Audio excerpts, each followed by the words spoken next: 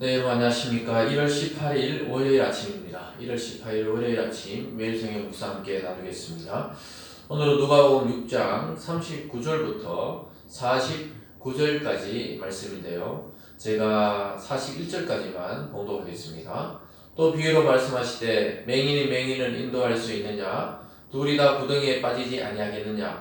제자가 그 선생보다 높지 못하나 무릇 온전하게 된 자는 그 선생과 같으리라. 어찌하여 형제의 눈 속에 있는 티는 보고 내 눈 속에 있는 들보는 깨닫지 못하느냐. 47절을 한 절 더 읽어드리겠습니다. 내게 나와 내 말을 듣고 행하는 자마다 누구와 같은 것을 너희에게 보리리라. 아멘.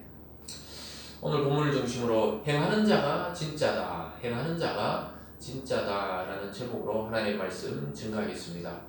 여러분, 우리가 보통 어떤 사람들이 말은 많이 하고 행동하지 않을 때 저 사람은 그 속빈 강정과 같다, 그 속에 아무것도 든 것이 없고 또 저 사람의 약속을 믿을 것이 못된다, 이런 말을 합니다. 이것은 바로 말보다도 행동으로 그것을 실천하는 사람이냐 아니냐가 더 중요한 포인트가 될 것입니다. 우리 주님께서도 믿음이란 것은 행하는 것이라고 말씀하고 있습니다. 즉 우리의 구원은 행동을 통해 이루어지는 것은 아니지만 구원받은 자는 반드시 구원받은 자답게 행함으로 드러난다고 말씀하고 있는 것입니다. 그 비유에 대해서 오늘 세 가지로 이야기하고 있습니다. 예수님은 아주 비유를 적절하게 사용하셨고 이 세상 만물을 만드신 분답게 우리의 인생과 삶과 믿음을 비유를 통해 많이 말씀하셨는데요. 그중에서 오늘 이 세 가지를 통해서 우리에게 참 교훈을 얻고 또 우리가 그리스도를 따르고 행한다는 것이 진짜 믿음이라는 것을 우리는 깨닫게 됩니다. 저와 여러분이 이 말씀을 통해서 이제 생각과 관념의 믿음이 아닌 행함과 실천함으로 열매 맺는 참 믿음 되시길 주님의 이름으로 축원드립니다. 오늘 먼저 잘못된 길로 인도하는 지도자들을 책망하시는 것을 보게 됩니다. 잘못된 길로 인도하는 지도자들을 책망하는 모습인데요. 비유로 말씀하셔서 맹인이라고 말하고 있습니다. 맹인이 맹인을 인도한다. 즉 앞에 구덩이가 있는 줄 모르고 또 다른 맹인을 인도하는 것처럼 그럼 둘 다 구덩이에 빠진다, 이렇게 말씀하고 있습니다. 39절입니다. 또 비유로 말씀하시되 맹인이 맹인을 인도할 수 있느냐? 둘이 다 구덩이에 빠지지 아니하겠느냐, 이렇게 말씀하고 있습니다. 이것은 유대 지도자들에게 이야기하고 있습니다. 그동안 예수님 오시기 전에 종교 지도자들이 자기들이 무언가 진리를 알고 구약의 율법을 아는 것처럼 물론 안다고 확신하고 있었습니다. 그런데 그들이 하는 행동은 맹인이 맹인을 인도하는 것과 똑같다고 예수님께서는 말씀하셨습니다. 그래서 결국은 둘 다 구덩이에 빠져서 즉 둘 다 멸망하게 된다는 것입니다. 우리가 하나님의 말씀을 증거하고 전하고 아는 것도 이 단순한 논리로 하는 것이 아니고 성령의 감동을 통해 제대로 깨닫고 알 때 그것이 참 믿음이 되고 참 교훈이 되는 것입니다. 자칫 잘못 전하면 둘 다 구덩이에 빠져서 멸망에 이르고 맙니다. 그래서 여러분들께서도 우리 성도들도 말씀을 잘 분별해서 깨달아야 되겠습니다. 여러분들 스스로도 묵상하고 연구하고 기도하고 또 성경을 깊이 묵상하고 또 읽고 이런 일들을 통해서 맹인이 되지 않도록 영적 소경이 되지 않도록 우리는 그렇게 늘 우리를 갈고 닦아야 되겠습니다. 40절에도 제자가 그 선생보다 높지 못하나 무릇 온전하게 된 자는 그 선생과 같으리라. 보통 선생님들이 제자보다 많이 알고 있죠. 그러나 온전하게 된 사람들은 그 선생과 같다. 이 말은 그 선생과 같이 똑같이 그 진리에 대해서 인정하고 깨닫고 확신하는 사람은 동일한 그런 능력으로 살아간다는 것입니다. 반대로 잘못된 길로 인도하는 지도자들이 많다는 것도 또 이야기하고 있는 것이죠. 예수님은 와서 보니까 이 땅에 율법학자, 바리새인과 서기관들 그 사람들이 많이 구약의 성경을 알고 있었지만 그 성경에 아는 것으로 다른 사람을 정죄하고 비난하고 자기들의 종교적인 그 입지만 높이고 이런 것을 보고는 책망하셨던 것을 우리는 기억할 수 있겠습니다. 저와 여러분은 진리의 소경이 되지 마시고 진리의 밝히 아는 자들이 되어서 다른 이들을 바른 길로 인도하는 그런 참 성도 되기를 주님의 이름으로 축원합니다. 오늘 두 번째로 착각하지 말라고 이야기하고 있습니다. 착각하지 말라. 41절에 보면요. 어찌하여 형제의 눈 속에 있는 티는 보고 내 눈 속에 있는 들보는 깨닫지 못하느냐. 즉 남의 잘못을 잘 지적하면서 자기가 그거보다 더 큰 잘못을 하고 있는 줄 깨닫지 못하느냐, 즉 착각하고 있느냐는 거예요. 그래서 우리 인간들끼리는 사실 누가 누구를 정죄하고 또 비난하고 이럴 자격이 없습니다. 똑같은 죄인이요 하나님 앞에 구원을 받아야 할 대상이기 때문에 하나님 앞에서 우리는 똑같은 자격을 가지고 있는 것입니다. 물론 어떤 일에 대해서 우리는 판단하고 비평할 수도 있습니다. 그러나 여기 있는 것은 자기가 잘못한 것보다 상대의 잘못을 너무 크게 꾸짖고 너무 그 티를 보고 그 사람 전체를 판단하는 어리석음을 범하지 말라는 것입니다. 42절입니다. 너는 내 눈 속에 있는 들보를 보지 못하면서 어찌하여 형제에게 말하기를 형제여 나로 내 눈 속에 있는 티를 빼게 하라 할 수 있느냐? 외식하는 자여 먼저 내 눈 속에서 들보를 빼라. 그 후에 내가 밝히 보고 형제의 눈 속에 있는 티를 빼리라. 먼저 자기 자신의 그 고정관념을 빼라는 거예요.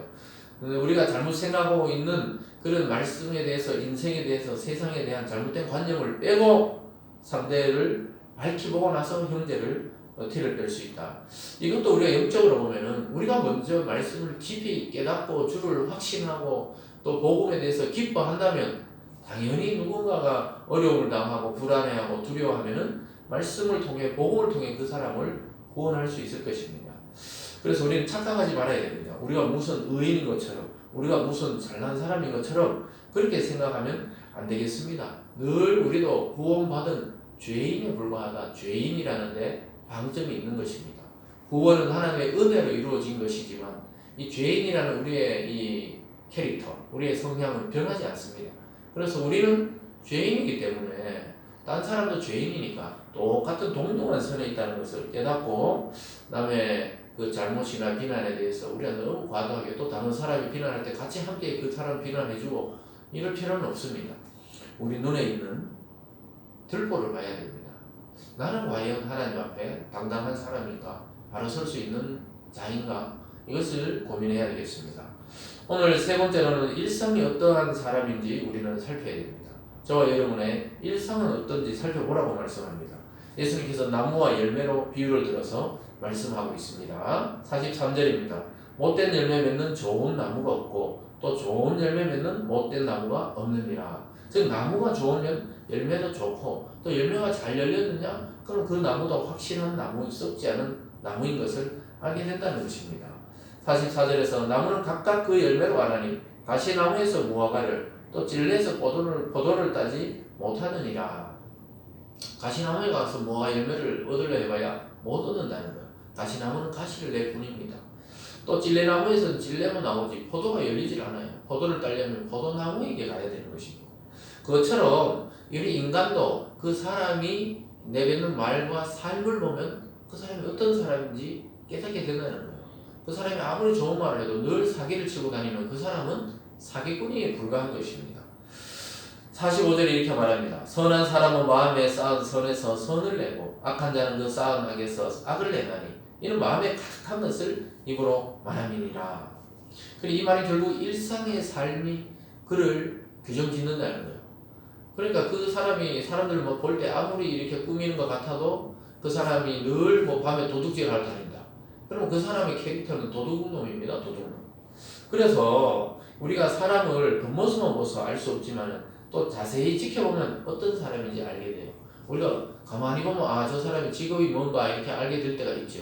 늘 뭐 부지런히 고치고 다니고 이러면 아, 저 사람이 무슨 서비스 기사구나. 또 늘 뭐 택배 상자를 들고 다니면 아, 저 택배 기사구나. 이렇게 깨닫는 것처럼 정말 여러분이 영적으로 하나님 보시면 어떤 열매를 맺고 있는지 하나님이 다 알고 계신다는 겁니다. 그래서 우리는 일상을 살피고 다시 한번 이 좋은 열매 맺도록 우리 스스로가 좋은 나무가 되어야 됩니다. 그럼 우리는 뿌리를 그리스도에게, 말씀에게 뿌리를 내릴 때 결국 우리 속에서도 복음이라는 열매가 나오게 되는 것입니다. 율법의 뿌리를 두고 있으면서 복음의 자유를 얻을 수가 없다는 것을 우리는 보게 됩니다. 저와 여러분의 일상이 우리의 겉모습과 속과 또 영혼이 일치되기를 주님의 이름으로 축원합니다. 마지막 네 번째로 행하지 않는 사람과 행하는 사람에 대해서 비유로 말씀하고 있습니다. 즉 행하는 자가 진짜라는 것을 보여줍니다. 46절입니다. 너희는 나를 불러 주여 주여 하면서도 어찌하여 내가 말하는 것을 행하지 아니하느냐. 예수님 따라다니면서도 왜 내가 말했는 대로 행하지 않느냐. 사랑해라 하는데 왜 미워하느냐. 나눠주라 하는데 왜 움켜쥐느냐. 왜 위로하라 그랬는데 비난하느냐. 이렇게 말씀하는 것입니다. 왜 행하지 않느냐는 거예요. 47절에 내게 나와 내 말을 듣고 행하는 자마다 누구와 같은 것을 내게 보리리라. 집을 짓되 깊이 파고 주추를 파서 반석 위에 놓은 사람과 같으니 큰 물이 나서 탕류가 그 집에 부딪히되 잘 지어졌기 때문에 능히 요동하지 못하였거니와.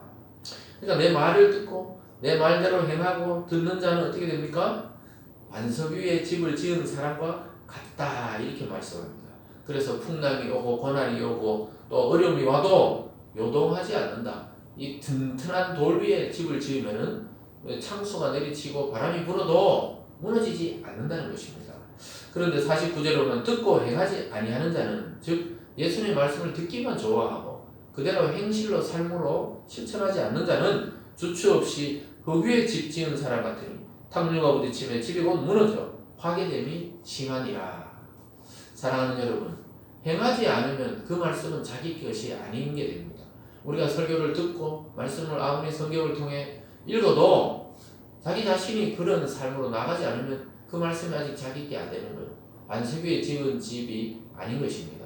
예배는 예배대로 드려도 또 일상에서 늘 세상 사람과 똑같은 원리로 살아간다면 이런 것입니다. 흙 위에 그냥 맹탕 위에 집을 지은 것이어서 고난이 오고 어려움이 오면 신앙이 그냥 떠내려가 버립니다. 그리스도라는 그 반석 위에 우리의 든든한 집을 지은 사람은 그리스도의 말씀을 먹고 그 말씀을 실천하는 사람입니다. 그런 사람이 강한 사람입니다. 여러분, 뭐든지 삶으로 드러나는 신앙이 되어야 하나님께 영광이 되고 자기에게도 유익이 됩니다. 사랑하는 여러분, 무엇이든지 행하지 않는 자는 얻는 게 없습니다. 부지런히 개미가 일을 해서 겨울을 준비하듯이 하나님의 영혼의 때, 또 하나님의 환난의 때가 오기 전에 부지런히 말씀을 먹고 소화하고 자기 것으로 삼아서 그렇게 살아내는 사람은 모든 일의 열매를 거두게 될 것입니다. 예배와 기도가 삶으로 또 행함으로 쓰여질 때 예수 그리스도의 모습이 우리 속에 나타나게 되고 참 믿음과 겸손과 사랑이 이 세상에 드러나게 될 것입니다. 작은 실천이 큰 열매를 보게 할 줄 믿습니다. 오늘 하루 말씀에 깨달음이 있다면 저와 여러분들이 이 작은 행함, 실천을 통해 그리스도를 드러내고 참 열매 맺는 아름다운 신앙 되시길 주님의 이름으로 축원드립니다. 기도하겠습니다. 사랑의 하나님 아버지, 오늘 비유를 통해서 정말 어떤 것이 참 성도의 모습이며 참 예수님의 제자의 모습인지 가르쳐주고 있습니다. 아버지 하나님, 그 당시의 종교학자들과 율법학자들, 바리새인들처럼 우리도 지식으로만, 입술로만 믿는 신앙이 아닌 참 성도의 삶을 살아내는 오늘이 되게 도와주시고 행함으로 진짜 신앙을 인정받는 반석 위에 집을 지은 사람 같은 성도들 다 되게 하여 주시옵소서. 이 어려움과 환난과 풍파 속에서도 하나님의 말씀을 생명처럼 여기며 목숨을 걸고 주님께 나아가 은혜를 구하고 또 그 은혜 받은 것으로 세상을 축복하는 믿음의 성도들 다 될 수 있도록 인도하여 주시옵소서. 감사드리며 예수님 이름으로 기도드리옵나이다. 아멘.